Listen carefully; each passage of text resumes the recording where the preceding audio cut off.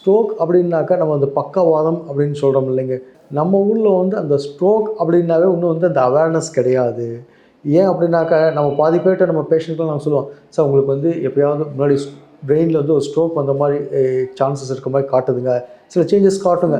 ஆமாம் சார், நான் வந்து எனக்கு கார்டியாலஜிஸ்ட் நான் ரெகுலராக பார்த்துட்ருக்கேன், 10 வருஷமாக நான் வந்து மாத்திரை சாப்பிட்டுட்ருக்கேன் அப்படின்வாங்க.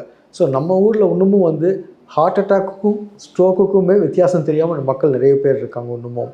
ஸோ மெயின் என்ன அப்படின்னாக்கா, ஸ்ட்ரோக்குன்றது மூளையை தாக்கக்கூடிய விஷயங்கள். இந்த ஸ்ட்ரோக்கில் வந்து 2 வகை இருக்குங்க.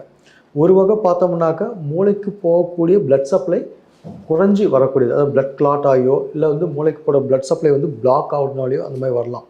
இன்னொரு வகை அப்படின்னு பார்த்தோம்னாக்கா, ப்ளீட் ஆகிறதுனால இந்த ரத்த கசிவு வந்து இந்த பிளட்டு நிறைய பேர் ஈஸியாக நம்ம ஊரில் சிம்பிளாக சொல்லணுனாக்கா, ரத்த குழாய் வெடிச்சு வருதுன்ற மாதிரி சொல்லுவாங்க அந்த மாதிரி.